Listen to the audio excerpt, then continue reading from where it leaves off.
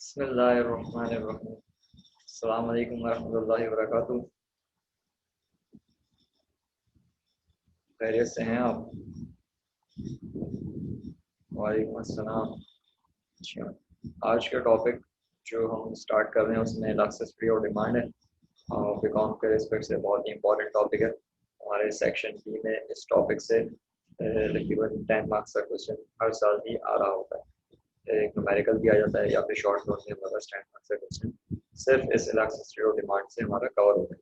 Total section 40 marks का है, तो 10 मार्क्स हमारे यहाँ पर इलास्टिसिटी ऑफ डिमांड से कवर हो रहे होते हैं। सही। तो इलास्टिसिटी ऑफ डिमांड पे जाने से पहले लास्ट लेक्चर में हमने डिस्कस करा था लॉ ऑफ डिमांड को। ठीक है, जहाँ हमने ये डिस्कस करा था कि चेंज प्राइस प्राइस में चेंज आने की वजह से क्वांटिटी डिमांड किस तरीके से वेरी करती है। और वहाँ हमने देखा कि प्राइस और क्वांटिटी डिमांड के दरमियान जो रिलेशन है वो इनवर्स रिलेशन है। ठीक है, प्राइस इंक्रीज होगी, क्वांटिटी डिमांड क्या करेगी, डिक्रीज हो जाएगी। और बिल्कुल अपोजिट होगा जब प्राइस क्या करेगी, डिक्रीज करेगी। सही। तो आप हम इलास्टिसिटी ऑफ डिमांड में क्या मेजर करेंगे? इलास्टिसिटी ऑफ डिमांड में हम मेजर करते हैं कि भाई कितनी डिमांड इंक्रीज करेगी और कितनी डिमांड डिक्रीज करेगी, या डिमांड कितना रिस्पॉन्स करेगी चेंज इन प्राइस को। ठीक है, जब हम कहते हैं सिर्फ इलास्टिसिटी ऑफ डिमांड की बात कर रहे होते हैं, इट मीन्स हम प्राइस इलास्टिसिटी ऑफ डिमांड की बात कर रहे हैं। सही। इसका मतलब कि प्राइस में चेंज आने की वजह से जो डिमांड में चेंज आता है, डिमांड जिस तरीके से प्राइस चेंज को रिस्पॉन्स करती है, उस चेंज को हम क्या करते हैं यहाँ पर इलास्टिसिटी डिमांड में मेजर कर रहे हैं। तो इसकी डेफिनेशन होती है price elasticity of demand measures the responsiveness of demand after a change in a product price. ठीक है, किसी भी प्रोडक्ट की प्राइस में चेंज आने के बाद उसकी क्वांटिटी डिमांड कितना वेरी करेगी। ठीक है, कितना रिस्पॉन्स करेगी या कितनी परसेंटेज में रिस्पॉन्स करेगी प्राइस चेंज को क्वांटिटी डिमांड, तो इसकी जो मेजरमेंट है वो कहलाता है प्राइस इलास्टिसिटी ऑफ डिमांड। ठीक है, ये आसान लफ्जों में हम यूँ भी कहते हैं, ये वो रेट है, मतलब it is the rate at which quantity demand varies with the change in price. ठीक है, हम इसमें क्या करते हैं, एक रेट एक परसेंटेज निकाल देते हैं कि प्राइस में इतने परसेंट चेंज आएगा तो क्वांटिटी डिमांड इतने परसेंट क्या करेगी, वेरी करेगी। सही। तो अभी इस चेंज को ही सामने रखते हुए इलास्टिसिटी ऑफ डिमांड की कुछ डिग्रीज हम डिफाइन करेंगे। सही। और जब डिग्रीज डिफाइन करेंगे तो उसको ग्राफ में प्लॉट करके भी दिखाएंगे। सही। तो नेक्स्ट हमारे पास जो स्लाइड है उसमें यही बात बताई जा रही है कि आप किस तरीके से डिग्रीज ऑफ इलास्टिसिटी को डिफाइन कर सकते हैं। ये हमारा लास्ट लेक्चर ये आ गया। अच्छा, ये हो गया। अब आते हैं डिग्रीज ऑफ इलास्टिसिटी। यहाँ पर ये आ गया हमारे पास डिग्रीज। ये कुछ डिग्रीज हैं, मतलब इन केस फॉर एग्जांपल अगर प्राइस हमारी वेरी नहीं कर रही और डिमांड क्या कर रही है, फिर भी उसको क्या कर रही है, रिस्पॉन्स कर रही है, इसको हम कहते हैं परफेक्टली इलास्टिक डिमांड। ठीक है, इस केस में हमारा जो ग्राफ होगा, डिमांड कर्व होगा, वो बिल्कुल हॉरिजॉन्टल हो जाएगा। ठीक है, अलोंग द एक्स एक्सिस। इसको हम कहेंगे इनफाइनाइट डिमांड भी कहते हैं। सी, और परफेक्टली इलास्टिक डिमांड भी कहते हैं। आसान लफ्ज में इसको समझे कि प्राइस का चेंज नहीं आ रहा, फिर भी डिमांड क्या कर रही है, वेरी कर रही है, मतलब इंक्रीज कर रही है। आसान लफ्ज में इंक्रीज कर लें या डिक्रीज कर लें, कोई भी एंड हो सकता है। लेकिन अगर हम कहें प्राइस चेंज नहीं आ रहा और डिमांड क्या कर रही है, चेंज कर रही है मुसलसल, इंक्रीज करते जा रही है, इंक्रीज करती जा रही है, प्राइस में चेंज नहीं आ रहा, तो हम कहेंगे कि यहाँ पर जो डिमांड है, इलास्टिसिटी ऑफ डिमांड जो है वो क्या है, इनफाइनाइट। ठीक है, फॉर एग्जांपल प्राइस तो वेरी कर रही है, प्राइस में तो अप डाउन आ रहा है, लेकिन डिमांड उसको कोई रिस्पॉन्स ही नहीं कर रही। मतलब जो चेंज इन डिमांड है, चेंज इन क्वांटिटी डिमांड है, वो वेरी कर ही नहीं रहा। सही। इस केस में क्या होगा, इस केस में हम कहेंगे परफेक्टली इन इलास्टिक डिमांड। इसका मतलब ये प्रोडक्ट ऐसी है कि इस प्रोडक्ट की प्राइस में चेंज आने की वजह से इसकी क्वांटिटी डिमांड वेरी नहीं करेगी। तो यहाँ पर हम कहेंगे क्वांटिटी डिमांड क्या है, जीरो है। Same demand at all prices. सही है, मतलब प्राइस में चेंज आ रहा है लेकिन डिमांड क्या है, वेरी नहीं कर रही। तो अगर हम इसका ग्राफ देखें तो इसका ग्राफ क्या बनेगा, वर्टिकल बनेगा। ठीक है, मतलब क्वांटिटी डिमांड क्या है, हमारे पास फिक्स है, और प्राइस क्या कर रही है, वेरी कर रही है, लेकिन क्वांटिटी डिमांड पे कोई फर्क नहीं पड़ रहा। इसके बाद आते हैं हम, ये तो हमारे दो एक्सट्रीम केसेस हो गए ना, परफेक्टली इलास्टिक डिमांड और परफेक्टली इन इलास्टिक डिमांड। ये हमारे पास दोनों एक्सट्रीम केसेस आ गए। अब हम देखते हैं इसके मिड में क्या केसेस है? फॉर एग्जाम्पल हमारी जो percentage change in quantity demand है वो ग्रेटर हो जाए, मतलब इंक्रीज हो जाए with the percentage change in price. इसको यूँ समझे, फॉर एग्जाम्पल जो चेंज इन प्राइस है वो 10% आता है, मतलब 10% प्राइस क्या कर रही है, इंक्रीज कर रही है। 10% प्राइस क्या कर रही है, इंक्रीज कर रही है। 10% प्राइस इंक्रीज करने की वजह से अगर 10 से ज़्यादा 11, 12, 15 सही, इस तरीके से क्वांटिटी डिमांड क्या कर रही है, अगर परसेंटेज में वैरी कर रही है, मतलब 10% प्राइस इंक्रीज हुई तो 15% क्वांटिटी डिमांड क्या हो गई, डिक्रीज हो गई। तो ये जो चेंज है, मतलब जो इलास्टिक डिमांड ने क्या करा, ग्रेटर देन वन रिस्पॉन्स करा, मतलब वन से ज़्यादा रिस्पॉन्स आएगा ना, मतलब इसको डिवाइड करेंगे तो वन से ज़्यादा हमारा आंसर आ रहा होगा। हमारे पास ग्राफ जो बनेगा वो इस तरीके से बनेगा, elastic demand greater than one. सही, हम वैल्यूज पुट करके भी टेबल को प्लॉट कर सकते हैं। सही, और हमारे ग्राफ जो है इसी शेप के बन रहे होंगे, ये सारे डिमांड कर्व है। तो इसी तरीके से हम देखें तो हमारे पास less elastic demand less than one या लेस देन यूनिटी भी कहते हैं हम इसको। सही, इस केस में क्या होगा कि प्राइस चेंज जो है, परसेंटेज चेंज इन प्राइस जो है वो ग्रेटर होगा और परसेंटेज चेंज इन डिमांड क्या होगा, कम होगा। फॉर एग्जाम्पल प्राइस में चेंज आया 20%, डिमांड ने उसको कितना परसेंट रिस्पॉन्स करा, डिमांड ने उसको 15% रिस्पॉन्स करा। सही, तो इसका मतलब परसेंटेज चेंज इन डिमांड क्या है, 15%, और परसेंटेज चेंज इन प्राइस कितना है, 20%। तो हमारे पास क्या है, डिमांड क्या कर रही है, कम रिस्पॉन्स कर रही है, मतलब 20% प्राइस के चेंज को सिर्फ 15% से क्या कर रही है, रिस्पॉन्स कर रही है। 20% प्राइस इंक्रीज कर रही है, यहाँ पर 15% डिमांड क्या कर रही है, डिक्रीज कर रही है। तो इस केस में हमारे पास जो ग्राफ बनेगा वो इस शेप में बनेगा। ठीक है, elasticity demand less than one. अच्छा, जो हमारे पास सिंपल इक्वल वाली सिचुएशन हो सकती है, यानी यूनिटरी वाली situation, unitary elasticity, it means कि जितना परसेंट प्राइस चेंज कर रही है सेम उतने ही परसेंट हमारे पास क्या हो, percentage change in quantity demand हो। इस केस में क्या होगा, हमारे पास जो ग्राफ प्लॉट हो रहा होगा बिल्कुल 45 डिग्री के एंगल पर आ रहा होगा। सही, तो ये 4 हमारे पास डिग्रीज ऑफ इलास्टिसिटी डिमांड है। ये फर्स्ट हमारे पास जो हॉरिजॉन्टल लाइन आ रही है ये इनफाइनाइट इलास्टिसिटी को बता रहा है, इसका मतलब प्राइस में चेंज नहीं आ रहा, लेकिन फिर भी डिमांड क्या कर रही है, चेंज कर रही है, यानी इंक्रीज करती जा रही है। ठीक है, हम कह रहे हैं यहाँ पर डिमांड जो है वो इनफाइनाइट है। सही, इसी तरीके से फिर हमने कहा दूसरा एक्सट्रीम की तरफ आते हैं। हमने कहा क्वांटिटी डिमांड तो वेरी कर ही नहीं रही, क्वांटिटी डिमांड तो वेरी कर ही नहीं रही, लेकिन प्राइस मुसलसल चेंज हो रही है, यानी प्राइस चेंज का क्वांटिटी डिमांड पर कोई फर्क नहीं पड़ रहा। सही, अच्छा, फिर हमारे पास जो एक पॉजिटिव केस आता है कि अगर हमारा प्राइस चेंज है वो 10% है और क्वांटिटी डिमांड जो उसको रिस्पॉन्स कर रही है वो 10 से ज़्यादा परसेंटेज पे कर दे, तो हम कहेंगे इलास्टिसिटी डिमांड क्या है, ग्रेटर देन वन है। और फिर हमारे पास लेस देन वन भी हो सकता है, मतलब परसेंटेज चेंज इन प्राइस जो है वो 20% आ रहा है और हमारे पास जो चेंज इन क्वांटिटी डिमांड है वो 15% आ रहा है, तो हम कहेंगे यहाँ पर इलास्टिसिटी डिमांड क्या है, लेस देन वन है। इसका ये ग्राफ आ जाएगा। एंड में हमारे पास इलास्टिसिटी डिमांड यूनिटरी इलास्टिसिटी है, उसमें हम कहते हैं जितने परसेंट प्राइस वेरी कर रही है उतने ही परसेंट क्वांटिटी डिमांड उसको क्या कर रहा है, रिस्पॉन्स कर रहा है। इसमें हमारे पास ये ग्राफ बन रहा होता है। ठीक है, तो ये हमारा कंप्लीट हो गया इलास्टिसिटी ऑफ डिमांड, मतलब डिग्रीज ऑफ इलास्टिसिटी हमारी कंप्लीट हो गई। अच्छा, अब इसको हम इलास्टिसिटी डिमांड के टॉपिक को क्लासिफाई करते हैं, इसकी टाइप्स को डिस्कस करते हैं इसमें।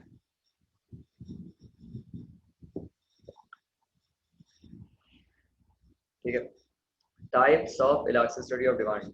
हमारे पास वैसे तो 3 टाइप्स हैं जो बुक्स वगैरह में आपको नजर आएंगी, लेकिन हमारे पास एक और टाइप्स है, जब से एडवर्टाइजिंग बहुत ज़्यादा हर प्रोडक्ट की हमारे पास मार्केट में होना स्टार्ट हो गई है, हमने इलास्टिसिटी ऑफ डिमांड की 4 टाइप्स यहाँ पर डिफाइन कर रहे हैं with respect to price, cross मतलब सब्सटीट्यूट और कॉम्प्लीमेंट्री गुड्स के हिसाब से, इनकम इलास्टिसिटी डिमांड की वजह से, और एडवर्टाइजिंग इलास्टिसिटी डिमांड। इसको हम थोड़ा सा जर्नल व्यू में बता दूँ, जो हमने अभी तक डिस्कस करा है इलास्टिसिटी डिमांड के टॉपिक को, वो प्राइस के रिस्पेक्ट से ही करा है। मैंने आपको बताया कि जब आप बोल रहे हो तो सिर्फ इलास्टिसिटी ऑफ डिमांड, इस बात का मतलब ही ये होता है कि प्राइस इलास्टिसिटी डिमांड की बात हो रही है यहाँ पर। ठीक है, प्राइस इलास्टिसिटी डिमांड का मतलब percentage change in quantity demanded को हम देखेंगे किसके रिस्पॉन्स में, परसेंटेज चेंज इन प्राइस के रिस्पॉन्स में। सही, परसेंटेज चेंज प्राइस होगा तो डिमांड उसको कितने परसेंट वेरी करके दिखाएगी।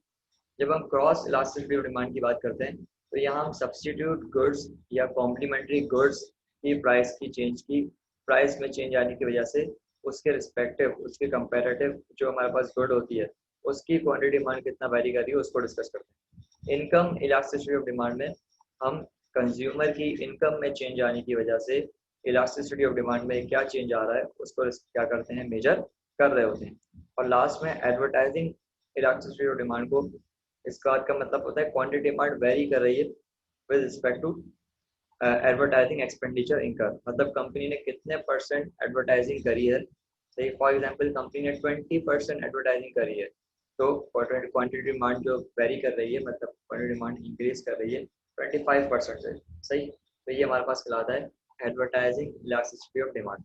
सही। अच्छा, नेक्स्ट अब हम इंडिविजुअली वन बाय वन इन 4 टाइप्स को डिटेल में थोड़ा सा डिस्कस करेंगे। नेक्स्ट हमारे पास price elasticity of demand. Price elasticity demand तो हमारा स्टार्ट से टॉपिक चल रहा है। मैंने कहा जब हम जर्नल बात करते हैं, इलास्टिसिटी ऑफ डिमांड की बात कर रहे होते हैं, वहाँ हमारा मकसद प्राइस इलास्टिसिटी ऑफ डिमांड को ही बताना होता है। सही, आसान लफ्ज़ों में यहाँ देख लें इसकी second definition. Price elasticity of demand is defined as measurement of percentage change in quantity demanded. ठीक है, आप क्या करोगे, percentage change in quantity demanded की क्या निकालोगे, मेजरमेंट निकालोगे in response to a given percentage change in the price. अब ये किस पर रिस्पॉन्स में, जो percentage change in price perform हुआ है। सही, सिंपल कैलकुलेशन इसका फॉर्मूला होता है price elasticity of demand is equals to percentage change in quantity demanded divided by percentage change in price. ठीक है, यहाँ तक अगर कोई सवाल है तो वो पूछ लें। ठीक है, फिर हम आगे मूव करेंगे। अच्छा, नेक्स्ट अभी हम एक एग्जाम्पल भी देखेंगे। एग्जाम में अक्सर इस तरह का क्वेश्चन आ जाता है हमारे पास, जहाँ हमसे पूछा जा रहा होता है, मतलब कुछ वैल्यूज दी होती हैं और कहते हैं कि प्राइस इलास्टिसिटी डिमांड को क्या करो, मेजर करके दिखाओ। सही, तो इसकी मेजरमेंट किस तरीके से होती है इसको देखते हैं हम next slide. Calculation for price elasticity demand. Formula में मालूम है, price elasticity of demand is equals to percentage change in quantity demanded divided by percentage change in price. सही, अब हम मुझे न्यूमरेटर में क्या चाहिए, percentage change in quantity demand चाहिए। तो percentage change in quantity demand मालूम करने के लिए हम क्या करते हैं, डेल्टा क्यू मतलब change in quantity demanded divide bye Q1 मतलब जो इनिशियल प्राइस थी, इनिशियल क्वांटिटी डिमांड थी। सही, तो फाइनल क्वांटिटी इनिशियल क्वांटिटी। सही, यानी कि प्राइस चेंज के बाद की क्वांटिटी और प्राइस चेंज से पहले की क्वांटिटी, इन दोनों का डिफरेंस ले लेंगे से और डिवाइड कर देंगे इनिशियल क्वांटिटी डिमांड से, और जो भी आंसर आएगा उसको 100 से क्या करेंगे, मल्टीप्लाई कर देंगे। तो हमारे पास आ जाएगा percentage change in quantity demanded. Same काम करेंगे किसके लिए, परसेंटेज चेंज इन प्राइस के लिए। P1 जो हमारी इनिशियल प्राइस है, P2 जो हमारी फाइनल प्राइस है जो चेंज होकर आई है, डिवाइड कर देंगे P1 से, फाइनल आंसर आएगा उसको 100 से मल्टीप्लाई कर देंगे ताकि परसेंटेज में आ जाए। तो इस तरीके से हमारे पास आ जाएगा परसेंटेज चेंज इन प्राइस। सही, और वैल्यूज पुट करेंगे जो भी हमारे क्वेश्चन में गिवन होंगी और हम मालूम करके बता देंगे यहाँ पर नेगेटिव प्राइस डिमांड है या पॉजिटिव है या जीरो है या इनफाइनाइट है, जहाँ पर हमने डिग्रीज की बात करी थी। सही, यहाँ से कैलकुलेशन कर लेंगे और फिर उसी के अगेंस्ट उसकी डिग्री बता देंगे।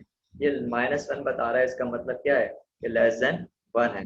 लेस देन 1 होने का मतलब क्वांटिटी प्राइस का जो चेंज है वो क्वांटिटी डिमांड को उतने हिसाब से रिस्पॉन्स नहीं कर रहा। मतलब 10% प्राइस अगर इंक्रीज करी है तो क्वांटिटी डिमांड जो है वो 5% क्या करिए, डिक्रीज करिए। ठीक है।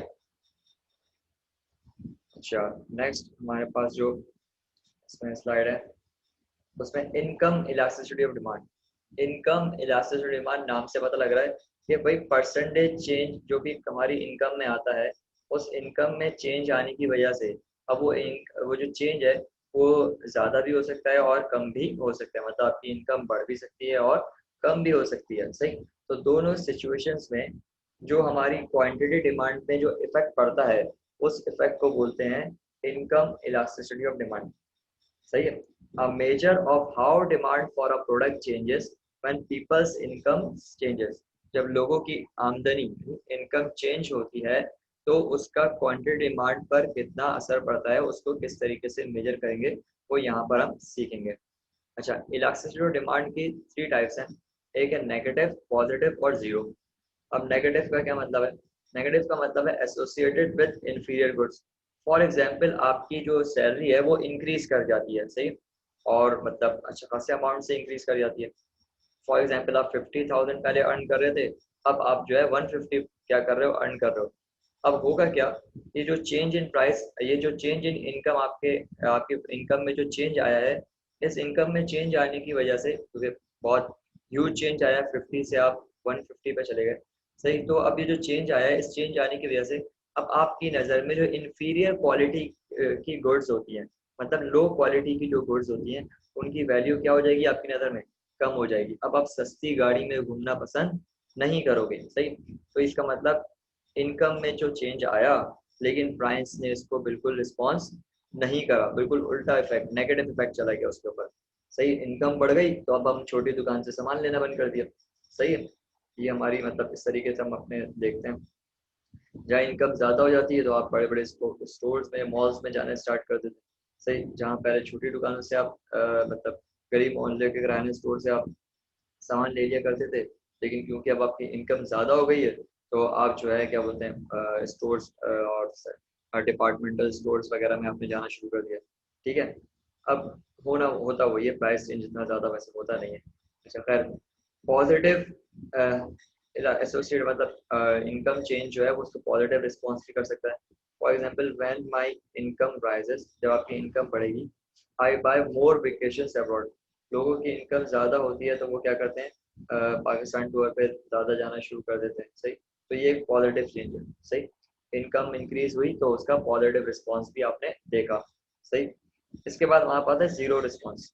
जीरो रिस्पॉन्स का मतलब आपके कुछ एक्सपेंसेस ऐसे होते हैं, वो आपकी इनकम कितनी भी ज़्यादा हो जाए, कितनी भी कम हो जाए, उसको आपको क्या करना है, एटॉर्नी कॉस्ट पेयर करना है।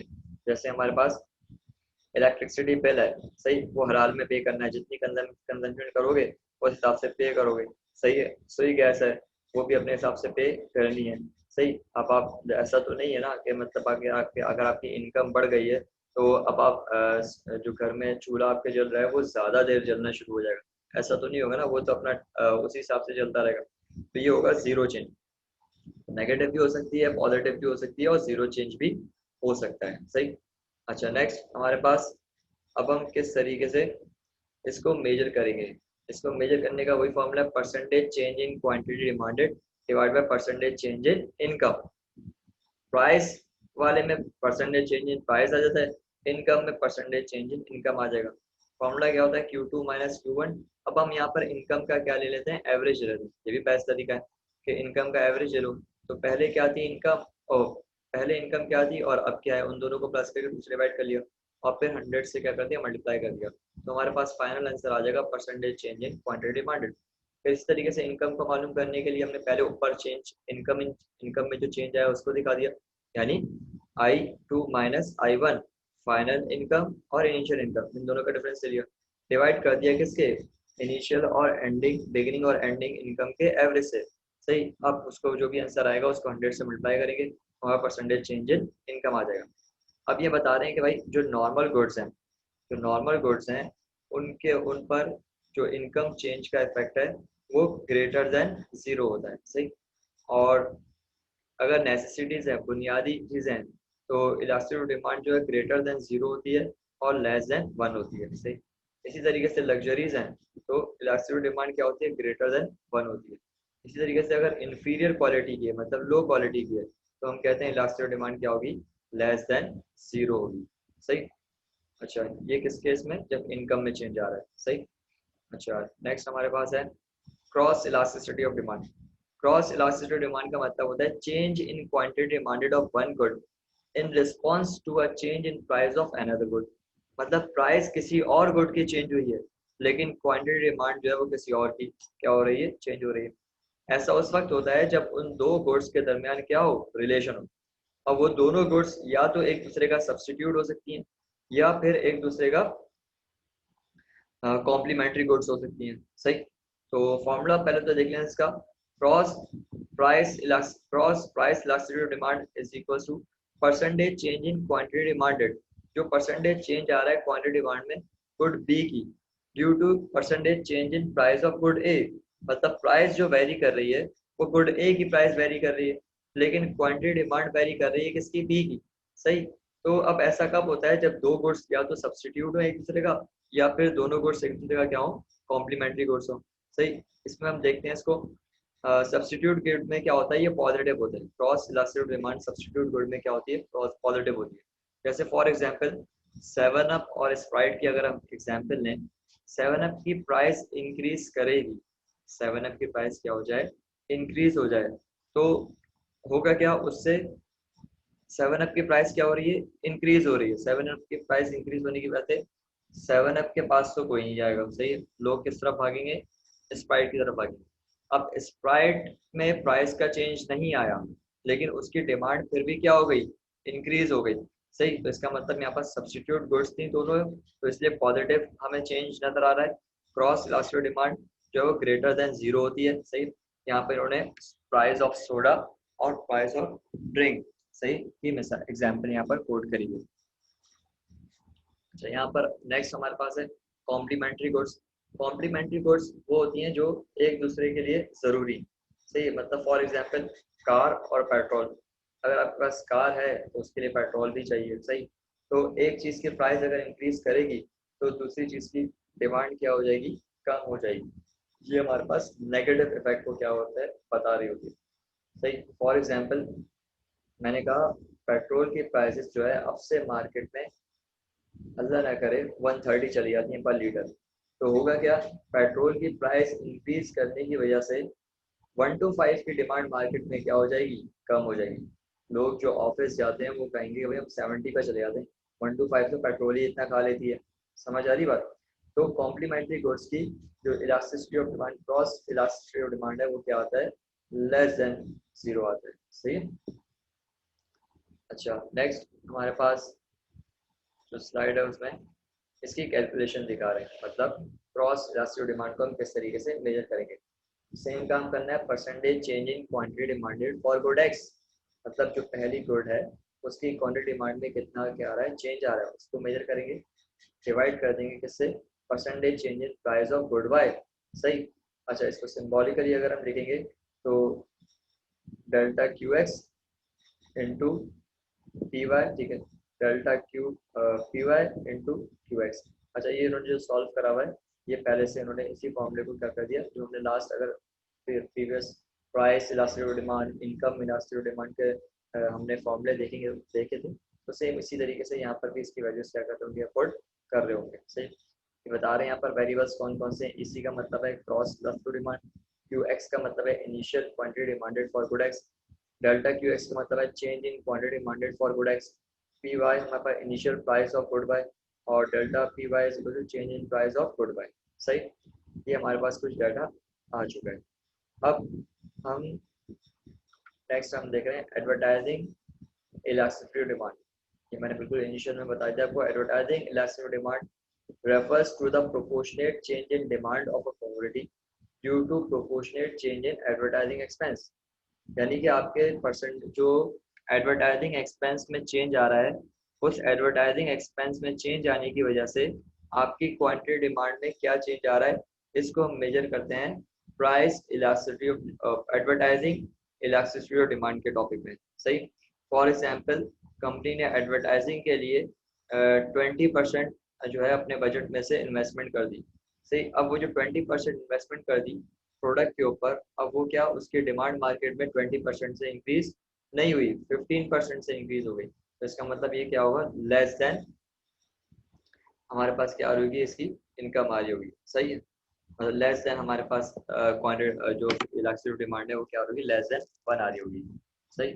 और इसमें अभी तक क्योंकि अभी सिर्फ इसका फॉर्मूला देख लिया और डेफिनेशन को देख लिया, इसकी कैलकुलेशन अभी मैंने कवर नहीं करवाई, और करेंगे तो सेम जिस तरह प्राइस इनकम और क्रॉस में कैलकुलेशन करिए सेम काम इसके लिए भी वही करेंगे, सही। एग्जाम में आज तक नहीं पूछा गया एडवर्टाइजिंग इलास्टिक डिमांड, सही। हमें सिर्फ क्रॉस इनकम और प्राइस हमें बॉक्स में भी नजर आता है, सही। एक ये न्यू टॉपिक था जो हमने डिस्कस कर लिया, सही। अगर आपको कोई भी क्वेश्चन हो तो वो मुझसे पूछ लें, सही। और नहीं तो हम क्लास को ऑफ कर रहे हैं, आपको कोई भी क्वेश्चन है चैट में पूछ लें, सही। क्लास को हम ऑफ कर रहे हैं, सेम लेक्चर में अभी इंशाल्लाह थोड़ी देर में अपने यूट्यूब चैनल पर अपलोड कर रहा हूँ, तो आप लोग चैनल पर जाएं, अगर इन केस अगर कोई नहीं अटेंड कर सका तो बाद में अटेंड कर सकते हैं, सही। जो भी बीच में जिन्होंने बीच में अभी लेट ज्वाइन करा वो बाद में हमें इस लेक्चर को पूरा सुन सकते हैं, ठीक है। मैं भी व्हाट्सएप ग्रुप में इसको अपलोड कर रहा हूँ। ओके, अल्लाह हाफिज़, टेक केयर।